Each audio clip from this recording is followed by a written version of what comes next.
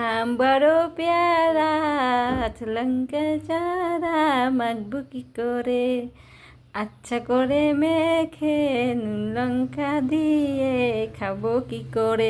তো বন্ধুরা, টাটকা টাটকা আম, এই যে আমাদের ক্যাম্পের সামনে আম গাছ আছে, সেই আম গাছ থেকে এই যে আম নিয়ে এসছে বর। ঠিক আছে, অলরেডি আমি কেটে এই যে নুন হলুদ মেখিয়ে দিয়েছি, আর এই যে কাচের বোতলে যে ভরছি আম তেল দেবো তাই।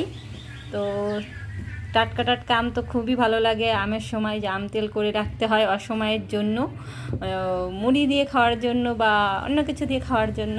তো ফাইনালি আমিও আম তেল দেওয়ার জন্য প্রস্তুত করছি। তো তোমরা কারা কারা আম তেল দিয়েছো বলো। আর তো টাটকা টাটকা আম, পুরো ক্যাম্পের সামনে গাছটায় পুরো মানে হিমসাগর আম এগুলো। ঠিক আছে, টাটকা আম নিয়ে এসছে, আর আমি টাটকা একদম দেখেই কেটেই এই দেখো এর মধ্যে পড়েছি। এখন তেল দিতে হবে, তারপরে রোদ সব কিছু দিয়ে রোদে দিতে হবে। তো কারা কারা আম তেল দিয়েছো আর আচার বানিয়েছো আর আছে কটা, সেগুলো দিয়ে আচার হবে বা চাটনি হবে, যাই হোক দেখা যাক।